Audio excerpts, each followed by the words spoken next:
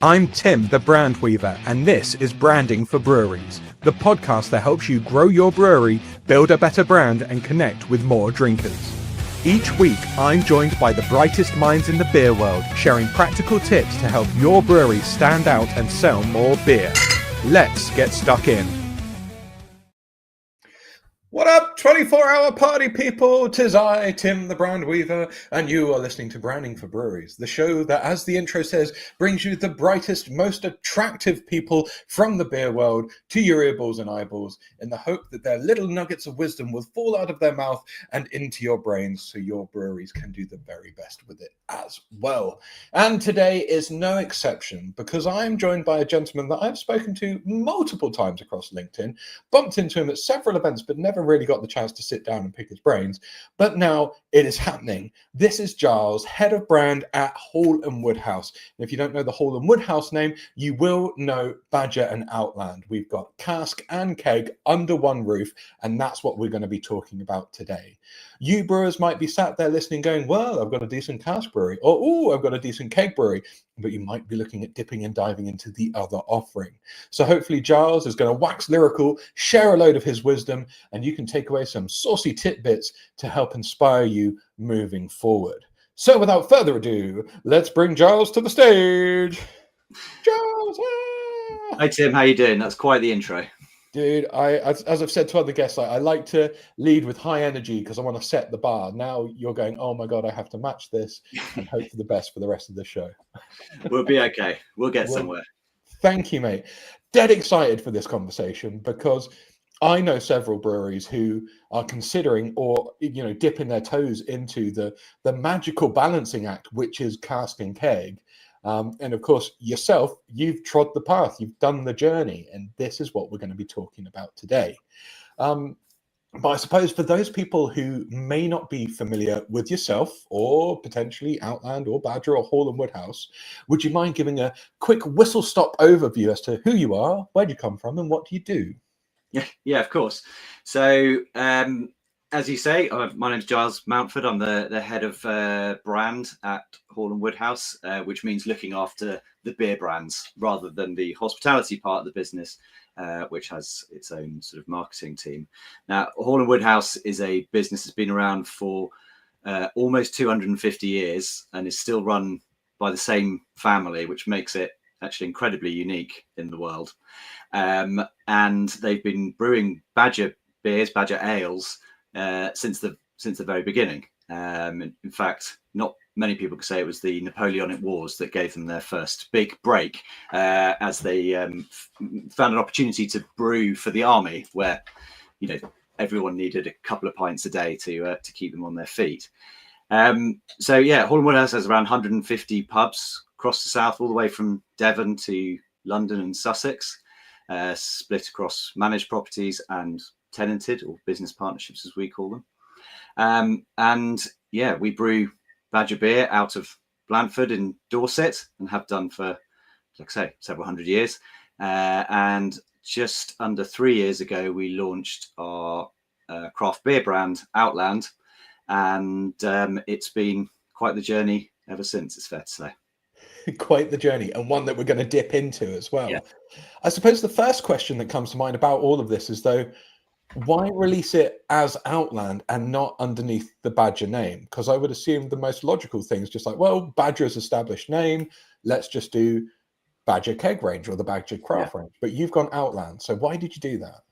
Well, we did a big piece of research to set up the entire project and get a real idea of the consumer in the two different categories, and the market, and how they understood Badger as a brand in and of itself, and whether that was the right way forward, if that makes sense. But really, it kind of comes down to that consumer point I think we're going to touch on throughout this podcast, which is, while beer drinkers are relatively promiscuous across subcategories, not my word, the words of the IGD, who are a serious business, and drink across lots of different categories. There are distinctions, and there are different people in those different categories, and so you do need to present a different face to each of them.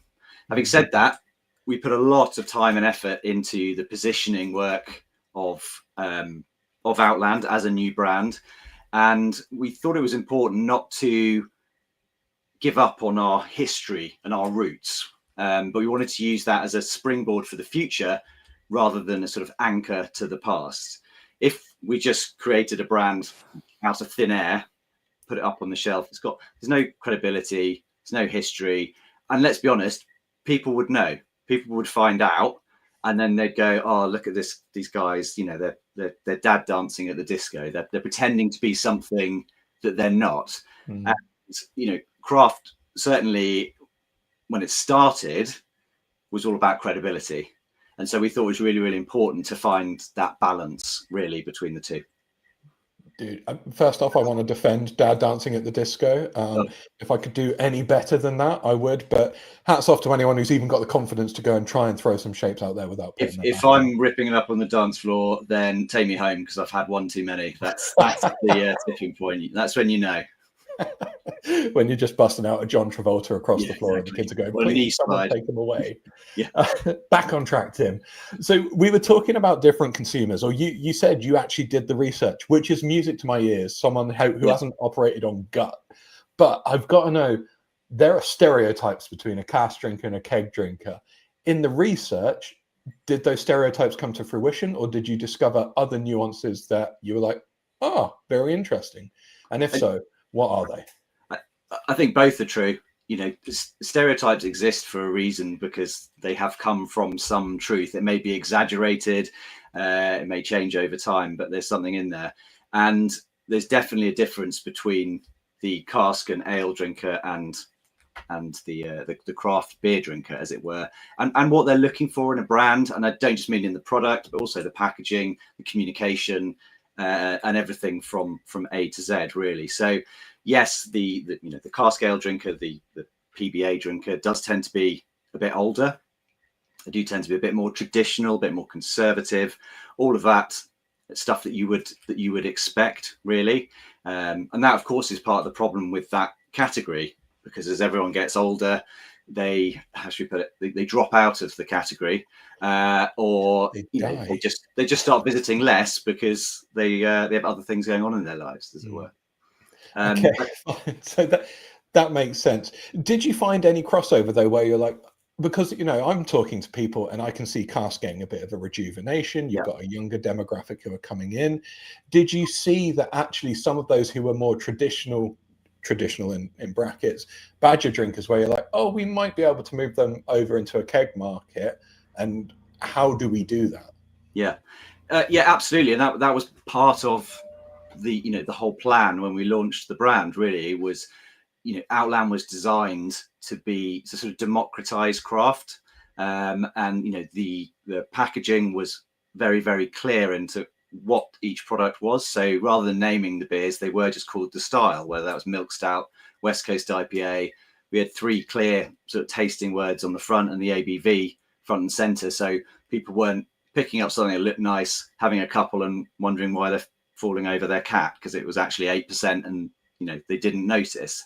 So we wanted it to be really, really clear to help those people that were coming into the craft category. I think the crossover of drinkers piece is really, really interesting. As I say, lots of beer drinkers do drink across different categories, and I think lots of breweries and actually businesses in all categories are really, really obsessed with pigeonholing people and products and and subcategories.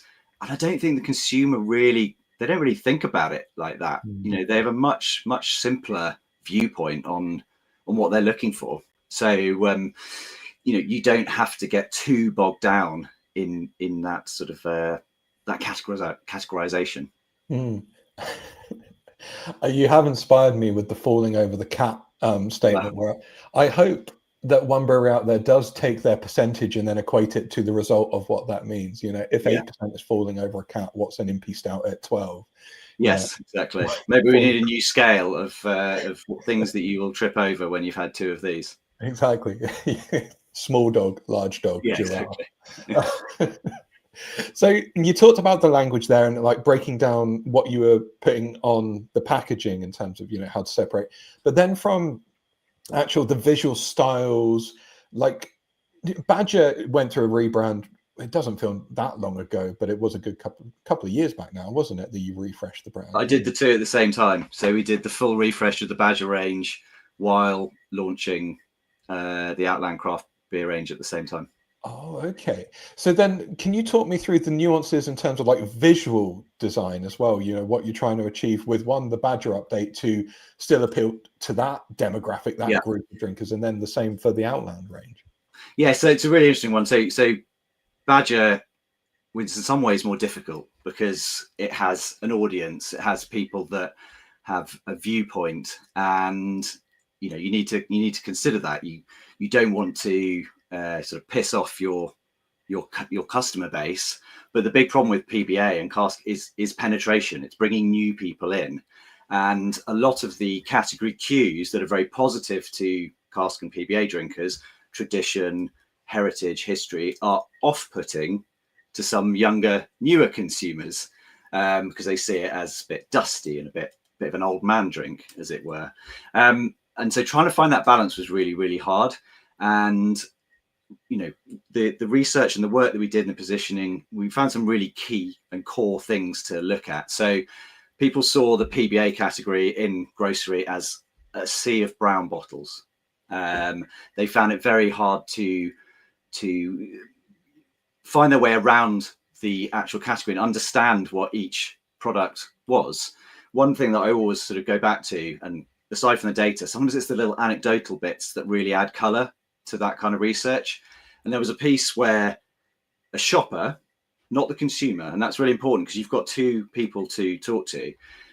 If they were in store and they had a box of Peroni on their shopping list and Peroni was all out stock, they would be comfortable substituting that for another premium European lager. In ale, or PBA, and actually in craft as well, they absolutely didn't feel comfortable doing that because it wasn't obvious what a substituted product would be. What's the same that the drinker is actually going to like? And then they just go, I don't want to get something wrong, and they don't buy anything. So there was a real piece around clarity. And so again, on the front label, we make sure the style is big and clear. We have initial tasting notes at the bottom of the label. So at first glance, you know that something is golden, refreshing with a hint of elderflower. If you want to know more, you can turn it around and sort of read the back and all of that. But we wanted to get that sort of front and center so that people understood what the product was as quickly as possible, because you don't have long in aisle. You know, you've got a toddler hanging off your leg, you're soaking wet from the rain, you're running out of parking, you just want to get out of that neon lit nightmare, and you want to be able to do things quickly and easily. So, you know, we wanted to make it really, really simple and bring some vibrancy as well to the category, which is why the Badger range is that sort of plethora of color now to bring a bit of punch to that sort of maroony, dark brown category, really. Dude, that's really interesting. That point about not having the confidence to select an alternative brand in the cask and keg market. Oh, that's got my mind boggling. So that's what you did with Badger. Yes. Then you were doing Outland at the same time. So how did your mindset differ? Because you would have, I'd assume, take on certain pieces, like you say, the 3 words and the descriptive pieces, nice and easy. But there must have been nuances and differences because you're then working with a craft range versus, you know, your ale. So what were those differences with Outland? Yeah, I think with Outland, there was, again, there's a link between the two because they both have, you know, a decent block of color on the front. We used the sort of black and white broader packaging to kind of slightly hark back to the idea of Badger. You know, there was a bit of a link there. Also within craft, where it's a riot of color, our thinking was that by having, you know, a black and white can, actually we're creating our own sort of our own canvas that the front information can then sort of sit on. So, you know, a lot of it was about that sort of clear communication piece. And that landed really well with the grocers when we first presented it. They really liked that as an idea because they sort of had some similar thoughts or sort of understood the research and the positioning that we had done. So yeah, they're not a million miles away. Marketing, branding, packaging, all that, it's not massively different from product to product, category to category. Some of the rules are kind of the same, which is, about clarity, about, grabbing someone's interest really quickly, and, giving them the reason to buy at shelf or the reason to explore further. So that's what we were really aiming for. But what you said there was a really interesting tidbit where, like, in the ale market, you ramped up the color. You had to start shouting a little bit, Yeah. versus in the keg and the craft, you actually tone down because everyone is putting the flaming skulls and vibrant illustrations on. Yeah. So that's a really interesting tidbit there. Now, I know when we spoke a couple of weeks ago, you were saying that now Outland, and I said Outlander earlier on. I do All right, you wouldn't be the first. I think I've just got Highlander in my head for some Yeah. reason. Anyway, you're going through little tweaks and adjustments to the Outland identity at the moment. That would obviously suggest that you're learning, you're looking at the market, and then there are things where you're like, that could be better. Yeah. Could you share some of those learnings to potentially help other listeners and avoid pitfalls that you maybe went into? Yeah, absolutely. I think the way we planned the original launch and the original packaging, etc., was based on good solid research, and I think we all stand by it. But it was based in the office, in the brewery, and 2-3 years in the market is a very different proposition, and you learn a lot from just being out there and sort of out of your ivory tower.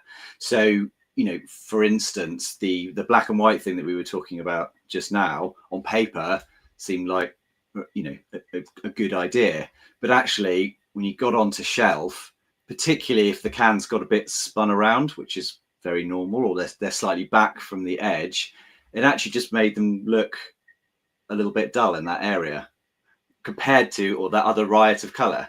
So I think the important question to ask yourself here is, do you go with the category, or is there an opportunity to go against it and be distinctive? Lots of marketing professionals and very smart people will talk about differentiation and distinctiveness, and that's a core tenet of what we do in this business. But I think finding that balance is really important, because people still need to get those category cues and be sort of intrigued. I did wonder the fact that we got the style on the front, the ABV, we had Badger Brewery written on the front, because again, we wanted that link. Perhaps it was almost giving people too much information. They were actually going, oh, I'm not sure about that style. Oh, they're an ale brewer, and that's too strong, too weak, whatever it is. Therefore, I'm not going to go any further with it. There's no sort of story.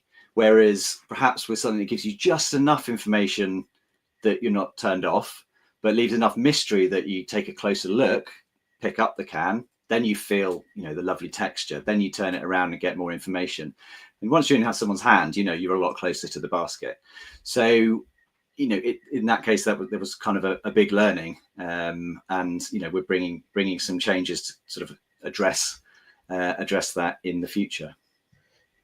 So with that in mind, the point about, still having the Badger name on Outland, after these years, for the most part, has it worked in your favor, or has it just added to the confusion from what you found in terms of going, oh, actually, yeah, Cask brewery, maybe this isn't great keg stuff because they're not new and funky and groovy? Yeah, it's a hard one to answer, and we did some more sort of consumer research this summer, which I think touched on that a little bit. And the long and the short of it is, like I say, we designed Outland to be this sort of category entry point. So for what we kind of call the craft curious, I suppose. And again, it was a solid plan, as it were, 3 years ago. But if you look, the category's changed so much in those 3 years. The amount of investment that's poured into it from some of the big guys and some of the people that have been bought up, etc., means that, and with their coverage in the on-trade and how much sort of mental availability and physical availability they have elsewhere, if you're new to that category, you're going to go with Beavertown. You're going to go with Brewdog because those are the ones you recognise, and it's an expensive purchase compared to other beer subcategories. So actually, what we'd done inadvertently was pit ourselves against the best funded, most established, and most popular sort of brands, I think, in the market. And so what we're trying to do with this bit of a shift is to move the brand slightly to other customers that we think of as like tentative dabblers or cautious explorers. So, they're in the category a bit more often. They're still interested in craft, but they're not at the 12% Imperial Brownie Stout super enthusiast stage. They just want something decent, something a little bit interesting. And that's what we're looking to provide. And the other really important thing that we sort of learned and seems to have changed over those 3 years is where those people are shopping. So the multi-pack bay has grown massively in the last couple of years. There used to be a couple, and now there's loads and loads and loads. And that's the bay that attracts those curious and those real mainstream shoppers, because it's value, it's volume, it's brands I know. The single sort of 440 cans are for people looking for something a bit different. They're looking for something new. They're looking to explore. And so what we were doing was putting something that appealed to the people going to that bay in that bay. And that's not necessarily, exactly where you want to be. So these are only things you can kind of learn as you're out in the market and you see how things are changing. I mean, wonderful that you have the opportunity to see what's happening and make adjustments and be like, it wasn't a one shot and you fluffed it. You're there so you can make those adjustments to change the path and course. Let's shine a light back on Badger now, because you went through the rebrand, a slight repositioning and identity update. But how are you? Did it work? Like, is it still relevant? Are you pulling in those new drinkers that you were hoping to because of the changes that you made, or what are you seeing as the result of it all? So, the hard truth of that is that within the PBA category, that is in year-on-year decline at around 10%. And that's obviously a hard thing to overcome. And so, we've seen some performance ahead of that curve, which is great. We did a bit of work with Kantar, who run panel data rather than sales, and that did seem to show some penetration growth, while actually the category was declining. So I think we take it as a win, but in a very, very hard category, really. So yes, I think it's worked. I mean, I think if you ever go into Waitrose, have us brand blocked in a line or across two shelves, and in that instance it looks absolutely brilliant. You couldn't do much more on shelf to catch people's eye and get them to consider your brand. But PBA drinkers are they like their favorites quite a lot, so you have to do a lot to get them to switch into a new brand. And so we've touched on obviously the positioning differences, the consumer differences, and what you did with the packaging. The activation of the two, like how you raise awareness of the two different types of product, is very different as well. I remember us talking, like, I see Outland pop up on socials every now and again. You're doing content creator outreach, but with Badger you don't see any of that. So what are the differences in the strategies that you're using between the two brands to get in front of the right people? Yeah, I think there's a couple of pieces there. One is around, hard commercial decisions. Like I say, Badger is the bigger brand by a long way, but does it have the same amount of opportunity in the future as potentially Outland does? And so then balancing your budgets between those two and the forces that are pulling on those, both internal and external, is a real sort of juggling act. With regards to kind of where and who we talk to, there's a really simple way of defining that, and that is that Badger comms are much more prevalent and do much better on Facebook, and Outland is much more prevalent, does much better on Instagram. And as I'm sure you know, the audience on those two platforms is slightly different, with Instagram being younger, bit more vibrant, etc., and Facebook being perhaps for sort of slightly older consumers, which is what you'd expect for a product that appeals to that demographic. So that makes a lot of sense in the digital side of things. What about physical, point of sale, those kind of things in the pubs as well, I suppose? Are you doing anything differently to draw interest around the brands? Yeah, I mean, in the pubs is a really interesting one because, obviously we've got the cask ales on there and we do seasonals under the Badger brand. And that is probably the focus of our support in the on-trade, because we know, the cask drinker, just like craft, they like newness. They want to see that seasonal beer come through. And those have been particularly successful for us this year. I think by sort of September, volumes are up about 83% on the seasonals last year. And that's because we've done one more, because we were more confident in it and we'd supported them better and all that sort of thing. But a lot of the point of sale and focus we do put on Outland, because the long and short is there's more margin in keg beer and in craft beer. So actually, as a business, do you want to drive people from keg into cask, or do you want to drive them the other way? So from a purely commercial perspective, keg makes a lot more sense. But then you've got history, then you've got familiarity, then you've got the family that still owns our business, and the person whose dad invented Tanglefoot back in 89, I think it was. I'm going to get that wrong. I'm going to be in trouble. But there's all these different things to balance, and that's always going to be really, really difficult. But we do our best. Yeah, and I'm curious, like from a training side of things, when you go into the pubs as well, like, are you giving training to those behind the bar where you're suggesting, hey, if you enjoyed this from the Badger range, actually you might want to consider this from Outland because there are similarities, but they're different. Is there any kind of encouragement of flow between the two styles, or is it more, right, you're a cask drinker, you stick with that? Yeah, I don't think we actively try and move people, but certainly within those categories, we want our team to be able to recommend, support, explain, and that comes back down to the the piece around communication and keeping it simple. So when I first arrived, on the back of all the pump handles were notes for effectively the team that were pouring it, and the notes talked about hops and malt and bits and pieces like that. Now, this is quite possibly an 18-year-old that's going to work there for 3 months over the summer and may have never even drinking a beer in their life.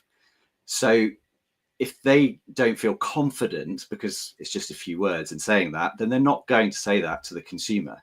So when we put Outland in, on the back of the fish eyes, our West Coast IPA was the first one that went in. Rather than saying, oh, it's got Amarillo hops and it's got a piney, etc. sort of aroma and all of that, I put a note that said, if people come in asking for Brewdog Punk, then they'll like this. Because that's what people are looking for. Perfect. And that's what the team can understand. They can easily communicate that, and then everyone's a winner, hopefully. So it keeps on coming back to this simplification message, really. Like, get out of your heads of the complex and the brewer mentality, I suppose, and think more. Keep it stupid. No, keep it stupid simple. Keep it simple stupid would be the preferred route. So before we delve into that a little bit more, I want to come back to the decline in cask. Like you say, 10% year on year is the statistic, which is terrifying and shocking for someone who loves a bit of cask. Do you think there's any hope of a revival? Could it come back? Can we pull a younger generation in? And if so, how? Yeah, I hope so, because I love cask beer. I always have. And I'm not just saying that because we brew it. And it's a great product, and I know people talk about it being, trying to get it sort of protected within the UK and all of that. And I think that's a great thing to look at. How to bring it back? I think that's an interesting one. I think there's some good stuff happening. I think what's really interesting about it is actually why do younger people not drink so much? There's lots of reasons, but some of them are price. Some of it is around health, and cask is cheap in the pubs compared to something else, and it can be made in a flavour profile that appeals to a broader audience. It's just that hangover and that idea that everyone has that cask beer is brown, warm, flat, and for my dad. So if we can get beyond that, in some ways it's the perfect drink for younger consumer. It's also really easy drinking because it's flat. You don't get that big gassy feel. So I think there's opportunity, and I love seeing some of the. I had a pint of Siren Lumina on. Actually, I had two on cask the other day. I know they do that on keg as well, and it was a great pint. It was light in colour. It was hazy, like you expect these days from craft beer. It wasn't too. I can't remember what the ABV is, but it's not that strong. And it was a lovely drop. There's no reason why someone that likes keg beer shouldn't enjoy one of those. I think it's just a communication piece. Just got to keep banging the drum that cask is relevant. It is for everyone. There is a range of flavors. It's not just muddy brown water that some people might think it is. Do you think that craft breweries or keg breweries have a better chance of modernizing the cask brand versus the other way around? Because like you say, Siren, Vern, Sure Shot, they've all released cask stuff very recently or over the last year and stuff, and it's great stuff. I agree, it's wonderful, but because there's a perception with new and trendy because it's craft, it's keg, do you think they have that better opportunity to pull people over?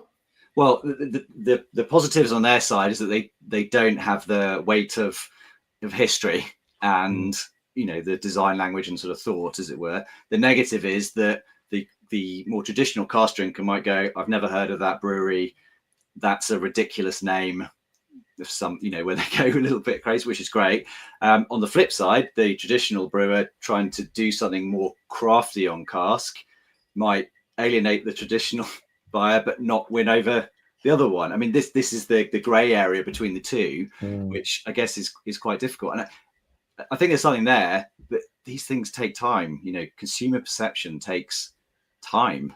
I'm not saying Guinness has ever been a small brand, but it would have been at some point, right? Surely. They've got one of the greatest marketing teams who've consistently for 30 years put out world-class advertising and marketing consistently. And I think quite a lot of them have been there a really long time, which again is rare in marketing. Lots of people move a lot.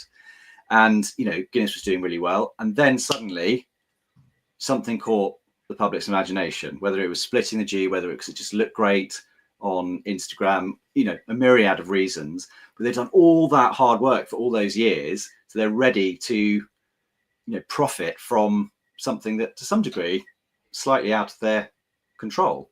And you never know where these things are going to come from. In my previous life, I worked for Jägermeister, and Whisper It. They didn't invent the Jaeger bomb. Actually, at head office, they hate it because they think it debases this drink that they've been making for 100 years that takes a year to make, that uses 56 botanicals, which is way more than any gin. It's a quality product, but that consumer movement is what really threw it up into the upper echelons of spirit drinks. And so, if you haven't done the brand building before that, when those opportunities come, you won't be the one that people choose. So you can do what you can do, and you got to hope, I think, for a little bit of spark and consumer movement as well. See, now that is a really interesting topic, that idea of the consumer embracing the brand and taking it further than you would have imagined. And I suppose to me that really screams that you can't be stuck inside your head of going, this is what I want to do for my brand. You really have to be on the pulse of what the market wants. That's my interpretation of it. Would you agree, or do you feel a little bit differently? No, I think there's something to that. I think it's, again, I'm sorry, I'm going to be so boring, but it's that balance. You need to stay true to yourself. You can't pretend to be something that you're not, but you also need to, adapt and, talk the consumer's language, be in the places where they're drinking or where they're eating or whatever it might be. If consumers are moving from traditional pubs to nightclubs, just for example, and you want to sell cask beer, are you going to get some cask in the nightclub? Hopefully, ideally, it seems unlikely, but if you're not there, you're not where the consumers are. But it wouldn't naturally be in your mind for a decent venue, a decent route to market. So it's all about thinking in both directions, really, and putting yourself in the shoes of the consumer, not in your head. As soon as you sign your contract to work for someone, you're not the consumer anymore. You know too much. You're too close to the brand, and no matter what you think, they think something different. And you need, that's why you have to keep talking to them, whether it's just at the bar, so it's anecdotal. If research is expensive, let's be honest, and data is really expensive. So you just have to find those ways, whether it's through your socials, whether it's in person. Anything can bring that little nugget that might just give you, a different angle of attack. My mind is stuck on how you get Cask into nightclubs. Like just the you get a fish bowl and someone's got they're pulling put a sparkler in it, and then someone will pay for it. A couple of straws, and Timmy exactly. Passed around the room whilst I can't think of a popular dance tune plays, but that's because I don't know dance music. It doesn't matter. So, okay, Giles, let's bring this to a close. You've had multiple years now managing these two brands. What are the key things, what is the key thing that you have discovered that you feel most breweries might overlook when it comes to having, keg and cask offerings? I think that's a really, really good question. It's a really hard question to answer. I think it's probably about thinking about what you're trying to do from inception all the way through to the consumer. This isn't just about good marketing at the end. It's not just about making good product at the beginning. It's about the entire journey from your brewery, or from the idea of a beer to the consumer. It might be a great idea for a beer, but if it uses really, really expensive ingredients, you may not make any money on it. And that's not ideal, if you see what I mean. If you're not putting decent enough ingredients in, but you're spending loads on marketing, loads of people might try it and then go, well, this is crap. So you've got to line up all those different parts, I think, and be, very commercially astute, but also, pushing this product as hard as you can, wherever you can, and as smartly as you can, because, most of us, we're fighting AB InBev, Heineken, big, massive multinationals who spend more on one F1 weekend than most of us spend combined in a year, potentially. And so, where do you take to the fight to a company like that? Is a really important decision to make. I've heard it described as like, is the difference between a hobby brewer and a business brewer, isn't it? It's the idea of looking at all the touch points, looking at that whole journey beyond just the liquid. Which is a challenging mindset to adopt, I suppose, if you got into the brewing world where you're just like, well, I just want to make some lovely beer, for people. Just because you're good at, obviously, teaching is an interesting one like that, because teachers go up the ranks and they become a headmaster or headmistress. That is a political, bureaucratic, financial role. It's not a teaching role. You were good at teaching. And so, you might need to bring other people in, or you might need to, do some training or whatever it is to understand that full life cycle and every little cost. It's not just cost of goods. Where's your transport, what are your distribution, what are your energy, what are your repairs, what are you amortizing? All of that needs to be built in, otherwise it'll sneak up at you at some point. I sound like I should work in finance now. I really shouldn't. Stick with branding. It's important. If you're in finance, you wouldn't have been on this show. Yeah. But because you are one of my branding compadres and you talk brand, and I love it when you do, as we wrap this show up, Giles, I want to know, what is the hill that you would die on when it comes to beer branding today? If you had a big old flag to wave, what would you leave the wonderful audience with today? I think I've touched on this through the interview, actually, and it's something that I always attempt to do. Some people would say too well, and that is to be the stupidest person in the room. So to really think, okay, if I didn't know anything, if I didn't know what an amber beer ale was versus a pale ale, an IPA versus a New England IPA, how do I explain and put out products, communications, packaging that the person that knows nothing will understand? You want to be the expert, but you want to talk in the consumer's language. There's opportunity to delve more into the detail and the stuff you're really proud of. But if you start with that, it's only really going to be those super enthusiasts maybe that understand, they're interested, and while they're vocal and buy a lot of beer, it's probably not the big meaty middle of the consumer base, which is pretty mainstream, and they want a good tasting beer on a Friday night at a good price. That's the main things. The fact that this one's got, Solero in versus Mosaic means nothing to. I doubt most people even know what a hop is if you actually went out on the street. So, if you're saying, it's got this hop in, well, what does that do? It's the so what, and really sort of try and think like that. So people understand your product and understand you as a brand as well. Brilliant, mate. Just love it to bits. So Giles, where can people get in touch with you? How do they follow along? Are you up to anything exciting at the moment? Can people reach out to you? And if so, where? You can always find me on LinkedIn.